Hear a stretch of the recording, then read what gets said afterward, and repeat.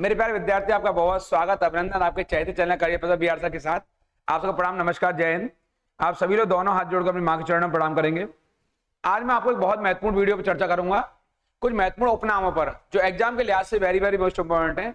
मैं आपको कुछ ऐसे उपनामों के बारे में बताऊंगा, जैसे बलराज किसका उपनाम है, भांगा के उपनाम से किसे जाना जाता है, या नन्हे के उपनाम से किसे पुकारा जाता है, या अमेरिका का ब्लैक गांधी किसे कहते हैं। आपके ऐसे नाम पर बात करूंगा आपसे जो बहुत बहुत एग्जाम के लिए महत्वपूर्ण है। उनसे शायद आप रूबरू नहीं होंगे अब तक। ये पहली बार आपको जानकारी मिलेगी कि देश नायक के तौर पर सुभाष चंद्र बोस को किसने पहली बार पुकारा और बापू के उपनाम से गांधी जी को किसने पहली बार कहकर संबोधित किया। ऐसे बहुत सारे प्रश्नों पर मैं आपसे चर्चा करूंगा। इस वीडियो पर आप अंत तक बने रहेंगे और यदि इस चैनल को सब्सक्राइब नहीं किया है तो तेजी सब्सक्राइब करेंगे, लाइक शेयर करना बिल्कुल नहीं भूलेंगे। तो मैं आपको लिए चलता हूं आपको चाहते यही प्लेटफॉर्म पढ़ाई की पंचायत पर, और मैं बात करूंगा आपसे कुछ ऐसे महत्वपूर्ण उपनामों पर जो आपके एग्जाम के लिए बहुत बहुत इंपॉर्टेंट है, जहां से प्रश्नों का बनना तय है। मैं बताऊंगा आपको उस स्थान से ये कुछ लोकप्रिय उपनाम, मैं यहां चर्चा कर रहा हूं आप लोगों से कुछ लोकप्रिय उपनामों पर। तो कुछ लोकप्रिय उपनाम इस तरह से, जैसे ये मैंने पहले एक नाम लिखा है यहां पर, देश नायक। देश नायक के तौर पर किसे जाना जाता है, तो सुभाष चंद्र बोस को देश नायक कहा जाता है हमारे यहां पर। आपको नेताजी के उपनाम से भी जाना जाता है, नेताजी के उपनाम से भी जाना जाता है। और आपको जो देश नायक जो वर्ड है ये किसने दिया है, तो ये टैगोर ने दिया। किसने दिया है, यहां देख लेंगे थोड़ा सा। रविन्द्रनाथ टैगोर ने पहली बार आपको देश नायक कहकर संबोधित किया। यानी क्या नाम दिया है, देश नायक। यानी रविन्द्रनाथ टैगोर वो भी बंगाल के थे, एक महाकवि हैं रविन्द्रनाथ टैगोर जी, और उन्होंने इन्हें देश नायक कहकर संबोधित किया। सुभाष चंद्र बोस को नेताजी कहा जाता है, और सुभाष चंद्र बोस ने दिल्ली चलो का नारा दिया, और इन्होंने जय हिंद का नारा दिया, ये बहुत इंपॉर्टेंट था। और यह भी कहा तुम मुझे खून दो मैं तुम्हें आजादी दूंगा। ऐसे बहुत सारे नारे रहे आपके। एक अन्य नाम है आपका देश बंधु, ये वाला देश बंधु। तो चित्तरंजन दास ये वाला नाम है आपके। सीआर दास, इसको लिख लेंगे यहां से। सीआर दास को देश बंधु के उपनाम से जाना जाता है। आप बहुत भारत के राष्ट्रीय आंदोलन में आपको बहुत बड़ा महत्वपूर्ण योगदान है। आपने मोतीलाल नेहरू के साथ मिलकर के स्वराज पार्टी की स्थापना की आपके इलाहाबाद में, बहुत आपका महत्वपूर्ण रोल रहा है। बंगाल की राजनीति में आपका बहुत बड़ा कद था। और ये चित्तरंजन दास जो दिखाई दे रहा है आपको, सीआर दास बोलते हैं इनको, सीआर दास। आप सुभाष चंद्र बोस के राजनीतिक गुरु भी थे। ये क्वेश्चन बन सकता है यहां से कि सुभाष चंद्र बोस के राजनीतिक गुरु कौन थे, तो सीआर दास उनके चित्तरंजन दास आपके। एक नाम है आपके दीन बंधु, बड़ा पॉपुलर नाम है आपके ये दीन बंधु। ये सीएफ एंड्रयूज, ये बहुत बड़ा नाम था इनका, भारत के राष्ट्रीय आंदोलन में बड़ा रोल है। इनका उपनाम दीन बंधु रहा यहां से। एक नाम है आपके बंग बंधु, ये दिखाई दे रहा है आपको। बंग बंधु के तौर पर शेख मुजीबुर रहमान, ये दिखाई दे रहा है आपको। शेख मुजीबुर रहमान को जाना जाता है काय के तौर पर, बंग बंधु के तौर पर। ये बड़ा महत्वपूर्ण है। इन्हें जो बांग्लादेश है उस बांग्लादेश में इन्हें राष्ट्रपिता के तौर पर भी जाना जाता है। क्या के तौर पर, राष्ट्रपिता। बांग्लादेश का राष्ट्रपिता कहते हैं इनको, किसको, शेख मुजीबुर रहमान को, क्योंकि शेख मुजीबुर रहमान के नेतृत्व में ही बांग्लादेश राष्ट्र का उदय हुआ, जो कि उस समय पूरी पाकिस्तान हुआ करता था। और आपने बांग्लादेश के लिए, अलग बंगाल देश के लिए एक बहुत बड़ी लड़ाई लड़ी, और आपको जो बांग्लादेश है वर्तमान में स्वतंत्र, उसका राष्ट्रपिता कहा जाता है। और आप वहां के पहले राष्ट्रपति भी बने, ये बहुत इंपॉर्टेंट है। आपको बंग बंधु के उपनाम से जाना जाता है। मैं बताऊंगा इस तरह में आपको सीमांत गांधी, ये बड़ा महत्वपूर्ण नाम है। सीमांत गांधी के तौर पर हमारे यहाँ खान अब्दुल गफ्फार खां को जाना जाता है।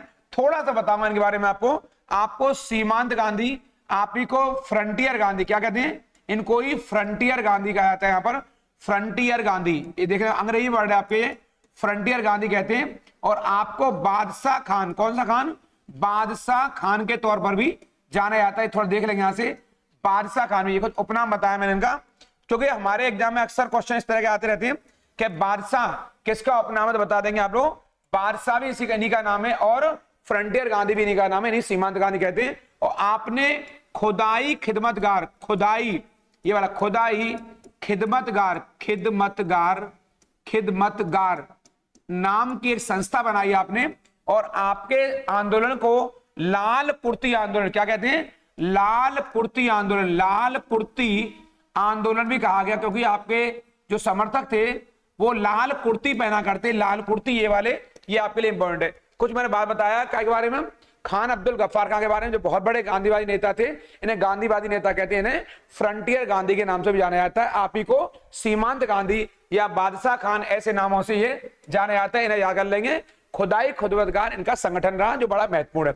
इस क्रम में मैं आपको आगे बताऊंगा ये वाला वयोवृद्ध नेता, ये भारत का वयोवृद्ध पुरुष किसे कहते हैं, तो दादा भाई नौरोजी को भारत का वयोवृद्ध नेता या वयोवृद्ध पुरुष कहा जाता है। इन्हीं को grand old man of India, grand old man of India कहा जाता है। और आपने ही यहां धन के बहिर्गमन, धन के निष्कासन या बहिर्गमन का सिद्धांत दिया। धन के निष्कासन, अंग्रेजी में बोलते हैं इसको ड्रेन ऑफ वेल्थ। क्या कहते हैं इसको, ड्रेन ऑफ वेल्थ। मेरे कहने सारे मेरे प्रिय विद्यार्थी इसको याद कर लें, क्योंकि ये आपके एग्जाम में क्वेश्चन आ चुका है। और भारत में पहली बार राष्ट्रीय आय का जो अनुमान दिया है, राष्ट्रीय आय के बारे में बताया कि भारत में कितनी राष्ट्रीय आय, वो पहले व्यक्ति कौन थे, दादा भाई नौरोजी थे। और दादा भाई नौरोजी को grand old man of India भी कहा जाता है। बहुत बहुत महत्वपूर्ण आपके लिए। इस क्रम में बताऊंगा मैं आपको अगला पहलू, ये जो लौह पुरुष है हमारे, आपने नाम सुना है लौह पुरुष, लौह पुरुष वल्लभ भाई पटेल जी को कहा जाता है। ये वल्लभ भाई पटेल हमारे यहाँ पर लौह पुरुष कहलाते हैं। आप ही को सरदार भी कहा जाता है, इन्हीं को भारत का बिस्मार्क भी कहा जाता है। आप जानते होंगे वल्लभ भाई पटेल के नेतृत्व में भारत में जो देशी रियासतों या रजवाड़ों को जो मिलाने की जो व्यवस्था आरंभ हुई, रजवाड़ों को, देशी रियासतों को रियासत भी बोलते हैं, प्रिंसली स्टेट्स भी बोलते हैं इन्हें। और आपके नेतृत्व में इन्हें मिलाया गया भारत में और एक संघ का निर्माण हुआ, भारतीय संघ का निर्माण हुआ। और आपने बिस्मार्क की तरह रक्त और लौह की नीति अपनाई, यानी आपने पूरे भारत का राजनीतिक एकीकरण किया। इसीलिए हमारे यहाँ 31 अक्टूबर को, ये रहा 31 अक्टूबर को यहाँ पर यूनिटी डे, एकता दिवस मनाया जाता है। आपका जो हैप्पी बर्थडे है ये एकता दिवस मनाया जाता है आपके 31 अक्टूबर, यानी आपके जन्म दिवस के अवसर क्या मनाया जाता है, एकता दिवस मनाया जाता है। प्रतिवर्ष मनाया जा रहा है हमारे यहाँ पर, जो 31 अक्टूबर को मनाया जाता है। आपने पूरे भारत को राजनीतिक तौर पर एक कर दिया। आपको लौह पुरुष कहा जाता है, सरदार वल्लभ भाई पटेल को। इस तरह मैं बताऊंगा मैं आपको शांति पुरुष के तौर पर हमारे यहाँ किसको ख्याति लब्धि मिली हुई है, तो लाल बहादुर शास्त्री को। जैसा कि मैंने आपसे शुरुआत में कहा कि लाल बहादुर शास्त्री को उनकी दादी बड़े प्रेम से बचपन में नन्हे कहकर बुलाया करते, नन्हे, क्योंकि आपका कद बड़ा छोटा था, छोटे करके थे। लेकिन भारत के ऐसे प्रधानमंत्री हुए जिन्होंने पूरे भारत को एक नई चेतना दी, एक नई आवाज दी। और आपने एक ऐसा नारा दिया जो तत्कालीन भारत में एक चेतना का प्रतीक बन गया, और वो नारा था जय जवान जय किसान, जय जवान जय किसान। ये नारा जो था जय जवान जय किसान, ये नारा और बहुत बड़ा नारा बना। आपने कहा अगर जय जगह करनी है तो जवानों करो, और करनी है तो आपको किसानों करिए। जय जवान और जय किसान का नारा किसने दिया, लाल बहादुर शास्त्री ने, जो कि पंडित जवाहरलाल नेहरू की मृत्यु के बाद देश के दूसरे प्रधानमंत्री बनने में सफल रहे। बहुत इंपॉर्टेंट है। आपका एक उपनाम नन्हे भी कहा जाता है, मैंने बता दिया आपको अभी यहाँ पे, नन्हे कहकर आपको संबोधित किया जाता है। दोनों नाम मैंने बताया यहाँ पे। आपका एक नाम है, आपको शांति पुरुष के तौर पर भी जाना जाता है। और बड़ी महत्वपूर्ण बात आपके बारे में यह है कि आपकी मृत्यु ताशकंद में हुई। कहां पर हुई, ताशकंद में आपकी मृत्यु हुई यहां पर। और 1966 में यहां मृत्यु हुई। और विदेश में मरने वाले यह एकमात्र प्रधानमंत्री है जिनकी मृत्यु भारत से बाहर हुई है। क्या नाम है, लाल बहादुर शास्त्री। ये थोड़ी मैंने आपको एक्स्ट्रा नॉलेज बता दी आपके बारे में। जो पंजाब केसरी हैं हमारे यहाँ पर, पंजाब केसरी के तौर पर लाला लाजपत राय इन्हें बुलाया जाता है। लाला लाजपत राय का बहुत बड़ा और तगड़ा योगदान रहा है भारत की राष्ट्रीय आंदोलन में। और जो हमारी तिकड़ी है बाल पाल लाल, उनमें से आप भी एक हैं, और आपका नाम लाला लाजपत राय, आपको पंजाब केसरी के तौर पर जाना जाता है। और आपकी जो मृत्यु हुई वो उस समय हुई जब साइमन भारत आया, और साइमन आयोग के विरोध में आपने यहाँ पर एक आंदोलन चलाया, साइमन वापस जाओ। और अंत लाठीचार्ज में आपकी मृत्यु हुई आपके। और बाद में आपकी इस घटना का बदला हमारे देश के क्रांतिकारी युवाओं ने, विशेष तौर पर भगत सिंह जैसे युवाओं ने लिया, इसका घटना बदला लाला लाजपत राय बारे में। इसके बाद बताऊंगा मैं आपको अगला पहलू, आपके जो बंगाल केसरी हैं बहुत महत्वपूर्ण थे आपके हमारे युवा। आशुतोष मुखर्जी को हमारे यहाँ बंगाल केसरी के तौर पर जाना जाता है। भारत के राष्ट्रीय स्वतंत्रता संग्राम में, राष्ट्रीय आंदोलन में आशुतोष मुखर्जी का बहुत बड़ा कद रहा है और आपने बड़ी भूमिका निभाई राष्ट्रीय आंदोलन में। इस तरह मैं बताऊंगा मैं आपको आंध्र केसरी, ये भारत के राष्ट्रीय आंदोलन में टी प्रकाशम, जो कांग्रेस उस समय दक्षिण भारत के बड़े नेता थे आपके टी प्रकाशम, और आपने दक्षिण भारत में जो राष्ट्रीय आंदोलन को बनाए रखा और राष्ट्रीय आंदोलन की ज्वाला है वो जगा के रखी, ये बड़ा महत्वपूर्ण था उस समय आपके। और आपको आंध्र केसरी के तौर पर जानते हैं, यानी कि दक्षिण भारत के आप केसरी रहे और भारत की जो आंदोलनकारी जो ज्वाला है उसे जगा के बनाए रखा आपने। इस क्रम में जो शेर ए कश्मीर है, ये वाले शेर ए कश्मीर, शेख अब्दुल्ला कहा जाता है, आप जानते होंगे। शेख अब्दुल्ला की इस समय तीसरी पीढ़ी चल रही है जो जम्मू कश्मीर का नेतृत्व कर रही है अभी आपके। इनके बेटे हैं फारूक अब्दुल्ला और उनके बेटे हैं आपके उनका नाम है आपके फारूक अब्दुल्ला और एक और उनके पुत्र का नाम याद नहीं आ रहा है। फारूक अब्दुल्ला और आपके नाती हैं शेख अब्दुल्ला के, वो भी वहां के मुख्यमंत्री रहे। अभी तत्काल में याद नहीं आ रहा नाम उनका, लेकिन इनके तीसरी पीढ़ी है जिन्होंने आपके वहां का नेतृत्व किया आपके जो है उमर अब्दुल्ला, यानी इनके बेटे हैं आपके फारूक अब्दुल्ला और इनके बेटे हैं आपके उमर अब्दुल्ला। ये 3 पीढ़ियों से लगातार वहां पर जम्मू कश्मीर में वहां का नेतृत्व कर रहे हैं। तो अब्दुल्ला यानी कि शेख अब्दुल्ला वहां के मुख्यमंत्री रहे, फारूक अब्दुल्ला भी मुख्यमंत्री रहे और आपके उमर अब्दुल्ला भी जम्मू कश्मीर के मुख्यमंत्री रहे आपके, और इन्हें शेरे कश्मीर के नाम से जाना जाता है। इसके अलावा मैं बताऊंगा आपको लोकनायक, बहुत आपके लिए महत्वपूर्ण है लोकनायक। आपका लोकनायक के तौर पर जयप्रकाश नारायण को जाना जाता है। जयप्रकाश नारायण का बहुत बड़ा रोल रहा है आपके, और जयप्रकाश नारायण को गांधीवादी नेता माना जाता है। इन्होंने बड़ा महत्वपूर्ण आपके ये रहा सर्वोदय, यहां से सर्वोदय योजना प्रस्तुत की आपके वर्ष 1950 में, जिसका बड़ा रोल माना जाता है। भारत के जो पंचवर्षीय योजनाएं वहां पर इन्होंने एक शोषण विहीन एक ऐसी व्यवस्था को जन्म दिया, यानी समाज में शोषण विहीन समाज का निर्माण हो, अर्थात कोई किसी का शोषण नहीं करे, समाज में सब लोग समान रूप से रहें, समाज में सभी लोगों को अधिकार हो और प्रत्येक वस्तु को उत्पादन और वितरण पर समान रूप से अधिकार हो, अर्थात एक शोषण विहीन समाज का निर्माण हो, विदाउट एक्सप्लॉयटेशन, कोई किसी को नोचे नहीं, कोई किसी को परेशान ना करे, ऐसा समाज बने। आपको इसलिए लोकनायक के तौर पर जाना गया। और सबसे महत्वपूर्ण बात बताता हूं आपके इनके लिए, ये इंदिरा गांधी के ध्रुव विरोधी रहे और आपने संपूर्ण क्रांति का नारा दिया, संपूर्ण क्रांति का नारा दिया आपने, ये वाला संपूर्ण क्रांति का नारा दिया आपने दिया था, टोटल रेवोल्यूशन। और इस क्रांति के चलते आपको जेल भी जाना पड़ा आपके। संपूर्ण क्रांति का नारा देने वाले कौन थे? जयप्रकाश नारायण। इसको आप यहां से याद कर लेंगे। इस क्रम में लोकमान्य, बहुत बहुत महत्वपूर्ण आपके लिए, लोकमान्य के तौर पर बाल गंगाधर तिलक को जाना जाता है आपके यहां पर। बाल गंगाधर तिलक हमारे गर्मपंथी समुदाय के नेता रहे, गर्म दल के नेता रहे, और आपने हमारे यहाँ पर पहली बार इनके निगरानी में ही हमारे यहाँ पर जो गणेश उत्सव है, गणेश उत्सव आपके नेतृत्व में मनाया गया, और शिवाजी उत्सव, ये दोनों उत्सव आपने ही शुरू करवाया। आपके गणेश उत्सव हो या शिवाजी उत्सव हो, इन दोनों की नींव आपने ही रखी आपके यहां से। इसके अलावा होम रूल लीग आंदोलन आपने चलाया और कहा, इन्हीं का नारा था आपके, स्वराज मेरा जन्मसिद्ध अधिकार है और मैं इसे लेकर रहूंगा, ये नारा आपका ही था यहां से। इस तरह मैं बताऊंगा मैं आपको लोकमान्य कहते हैं आपके तिलक जी को। जननायक, ये जननायक आपके बिहार के बहुत बड़े नेता कर्पूरी ठाकुर बहुत बड़े नेता माने जाते हैं, और बिहार में आपकी जो शख्स बिहार में आपकी जो पहचान है वो जननायक के तौर पर जानी जाती है। आपने समाज के दबे हुए लोगों, पिछड़े हुए लोगों, वंचित लोगों, समाज के कमजोर लोगों के लिए, उनके उत्थान के लिए कार्य किया, और आप बिहार में जननायक के तौर पर उभर कर सामने आए। आपके बिहार में आपका बड़ा भारी सम्मान है और देश में भी आपकी एक बड़ी पहचान है। इसके अलावा राजर्षि, ये एक नाम है, राजर्षि पुरुषोत्तम दास टंडन, ये बहुत बड़ा नाम है आपके। इनका यूपी की राजनीति में बहुत बड़ा रोल रहा है आपके, और वर्तमान समय में राजर्षि पुरुषोत्तम दास टंडन के नाम पर हमारे यहाँ पर जो एक ओपन यूनिवर्सिटी यूपी में आपके, वो इन्हीं के नाम पर है, और आपको राजर्षि के उपनाम से जाना जाता है पुरुषोत्तम दास टंडन जी को। इसको आप याद कर लेंगे यहाँ से।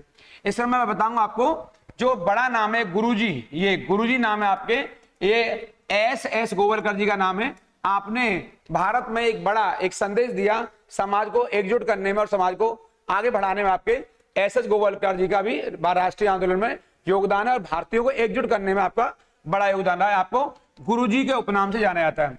कायदे आजम, ये कायदे आजम नाम तो कायदा है, पर ये एक नंबर के जो है बेकार आदमी थे। इन्होंने भारत को तोड़ने में बड़ी भूमिका निभाई है, और मैं इनको जिन्ना नहीं जिन्न कहता हूं, ये जिन्ना जरूर नाम है, जिन्न के समान था, जिसने कि पाकिस्तान राष्ट्र के निर्माण में बड़ी भूमिका निभाई। बल्कि मैं कहूंगा पाकिस्तान राष्ट्र का निर्माता यदि कोई है तो वो मोहम्मद अली जिन्ना है आपके, और इनके नेतृत्व में एक स्वतंत्र पाकिस्तान का निर्माण हुआ और हिंदुस्तान के 2 टुकड़े हुए, उसमें बड़ा रोल आपके इनका रहा। इन्हें कायदे आजम के उपनाम से जाना जाता है।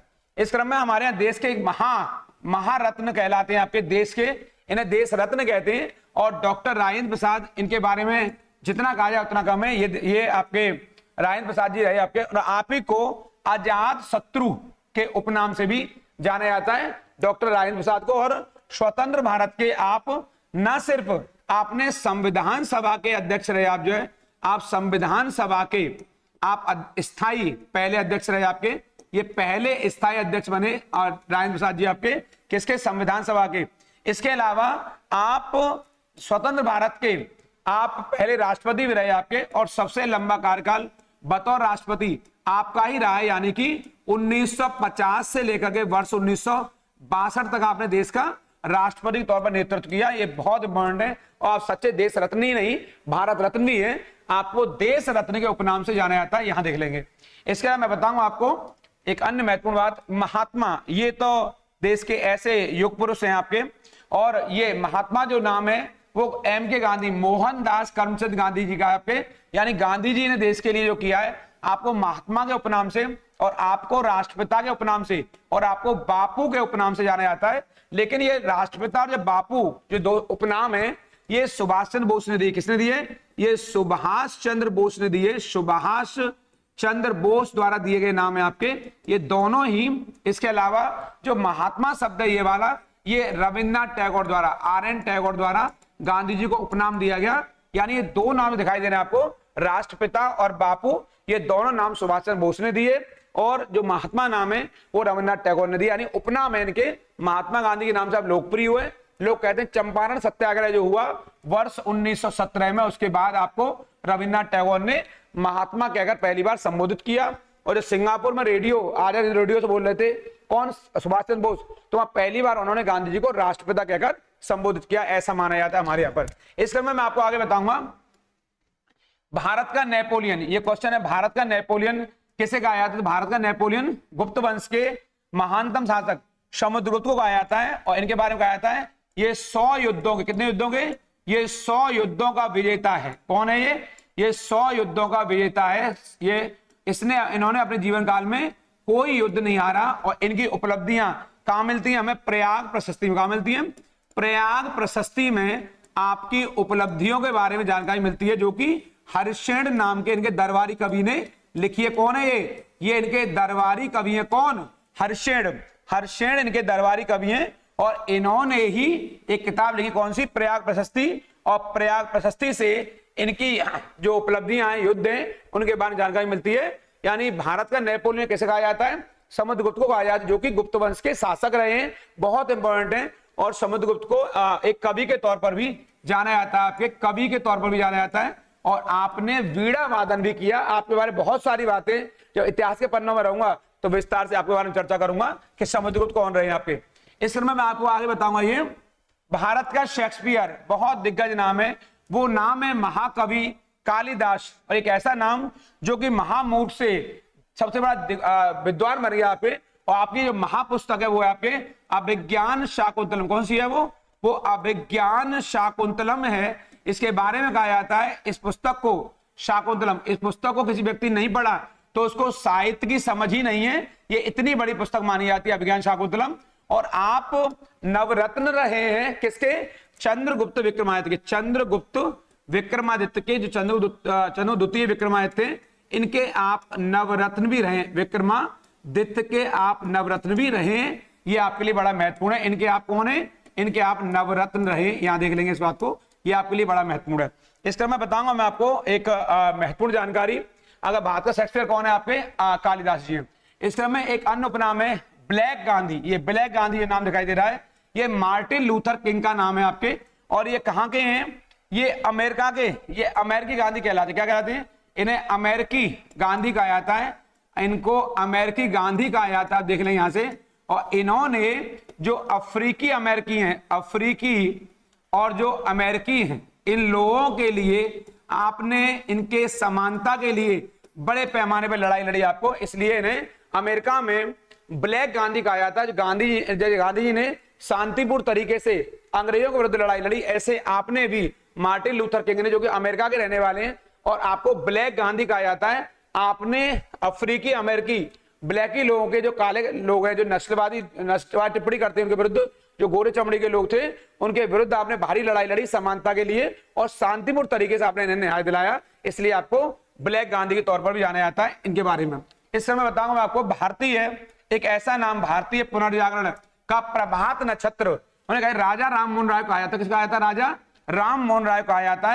और राजा राम मोहन राय एक ऐसा नाम है जो आप जानते होंगे, आपने आंदोलन चलाया तो इनके चलते सती प्रथा, हमारे यहां से सती प्रथा के विरुद्ध आपने आंदोलन चलाया। ये बड़ी महत्वपूर्ण उपलब्धि आपके के विरुद्ध आपने आंदोलन का नेतृत्व किया और आपके चलते ही सती प्रथा का भारत में समापन हुआ लॉर्ड विलियम बेंटिक के कानून द्वारा।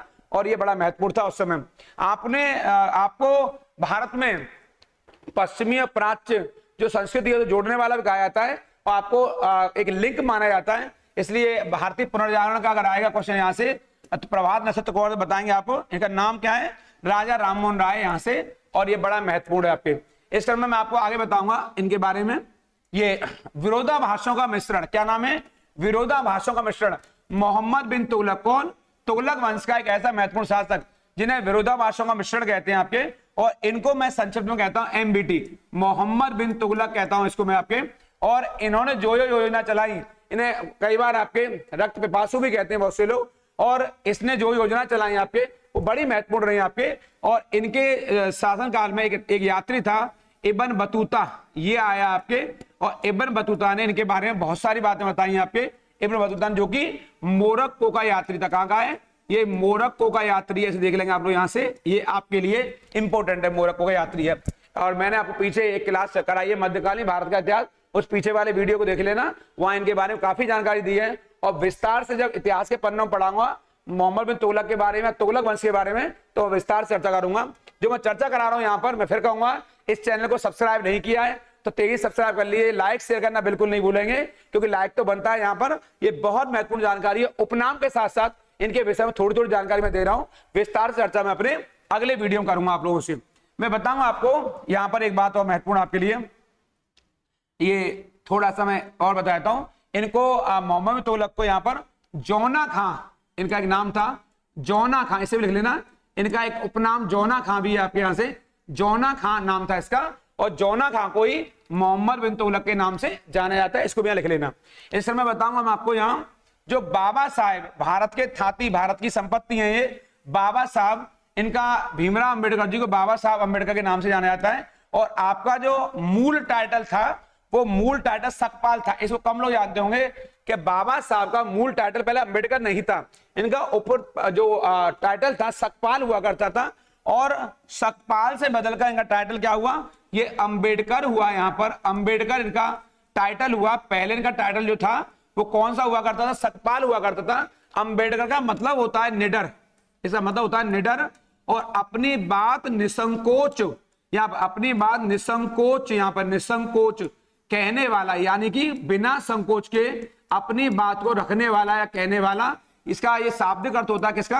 अंबेडकर वर्ड का शाब्दिक अर्थ होता है निडर, जो किसी से ना डरे और अपनी बात को निसंकोच तरीके से कहे, उसे कहते हैं अंबेडकर। तो इनका जो नाम था पीछे पहले सकपाल लगा हुआ था, तो सकपाल इनका नाम है। और आप बाद में संविधान की ड्राफ्ट कमेटी, कौन सी कमेटी? आप बाद में संविधान की ड्राफ्ट कमेटी के चेयरमैन बने, यानी कि अध्यक्ष रहे आपके। इसीलिए आपको संविधान का शिल्पी या संविधान का निर्माता भी कहा जाता है। इन्हें निर्माता भी कहते हैं, मैंने पीछे बताया है। इन्हीं को शिल्पी बोलते हैं और इन्हीं को संविधान का आर्किटेक्ट भी कहा जाता है। ये बहुत बहुत इंपॉर्टेंट है, दोनों बातें आपको, इन्हें आप याद कर लेंगे। अंबेडकर के बारे में मैं विस्तार से इनके बारे में, ये बहुत मानतम व्यक्ति के बारे में विस्तार से, गांधी जी पर, नेहरू पर, टैगोर पर, सुभाष चंद्र बोस पर, मार्टिन लूथर पर, मैं इनके बारे में विस्तार से आपके अन्य वीडियो में बारी बारी चर्चा करूंगा, क्योंकि ये भारत की संपत्ति है, भारत की धरोहर है। इनके बारे में आपको जानना बहुत जरूरी है। एक अन्य वीडियो में मैं बताऊंगा आपको। यहाँ पर जो मैंने कहा भांगा वाला नाम है,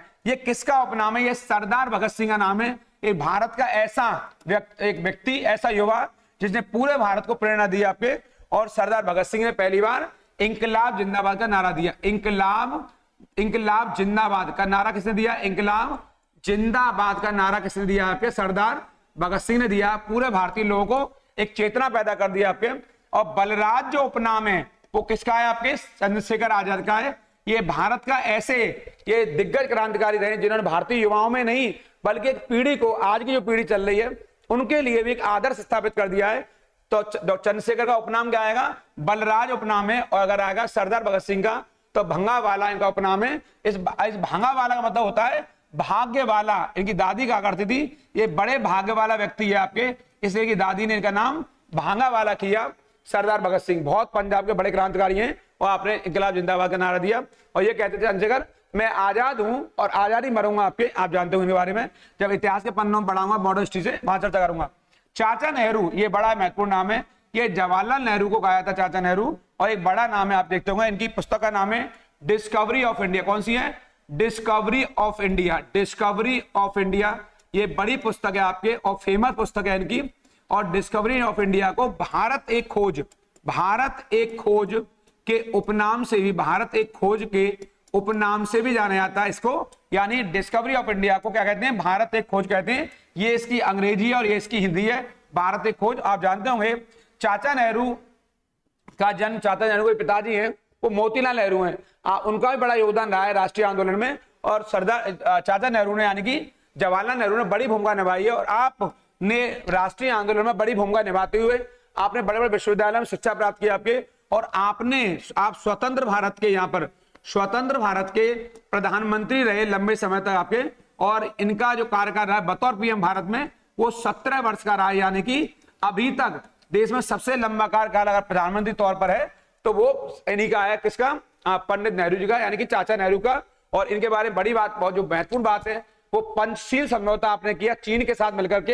ऐसा कहते हैं पंचशील समझौता से चीन से हमारे संबंध तो स्थापित हुए लेकिन वो स्थायी ना रह सके, और वो पंचशील समझौता यहाँ पर ये रहा, पंचशील समझौता, ये पेपर में पूछा गया अभी हाल ही में आपके। पंचशील समझौता हुआ यहाँ पर वर्ष 1954 में हुआ यहाँ पर, कहां पर हुआ था? दिल्ली में। ये बड़ा इंपॉर्टेंट है, जो कि भारत और चीन के मध्य हुआ है, भारत और चीन के मध्य हुआ है समझौता। कौन सा? पंचशील समझौता। चूंकि मैं पंडित नेहरू के बारे में नहीं बता रहा हूं विस्तार से, आगे चर्चा करूंगा। पंडित नेहरू का उपनाम पढ़ा रहा हूं, कुछ मैंने महत्वपूर्ण बात बताई पंडित नेहरू के बारे में। और पंचशील समझौता एग्जाम पूछा जाता है, बता देंगे। ये कि 1954 का है, जो कि दिल्ली में हुआ है, और ये भारत और चीन के मध्य हुआ है। अगले वीडियो में फिर मिलूंगा। मैं फिर कहूंगा इस वीडियो को लाइक शेयर करना बिल्कुल नहीं भूलेंगे। अगर अभी तक आपने चैनल को सब्सक्राइब नहीं किया तो तेजी से कर लीजिए इसको, ताकि मेरा जल्दी से आप तक मेरा नोटिफिकेशन पहुंच सके। नई वीडियो के साथ कल फिर आ रहा हूं, एक मैराथन क्लास में अर्थव्यवस्था की क्लास लेकर आ रहा हूं, और एक मैराथन क्लास में आपके लिए भारतीय मॉडर्न हिस्ट्री पर और कुछ भूगोल के पन्नों से लेकर आ रहा हूं, और करंट अफेयर के सटीक क्वेश्चन बिल्कुल एग्जाम ओरिएंटेड, जो दिल्ली पुलिस के लिए और एसएससी के लिए और आरपीएफ के लिए बहुत महत्वपूर्ण साबित होने वाले हैं। इसलिए आप चैनल पर लगातार बने रहेंगे, उन लोगों का जरूर ख्याल रखेंगे जो आपका ख्याल रखते हैं। प्रणाम, नमस्कार।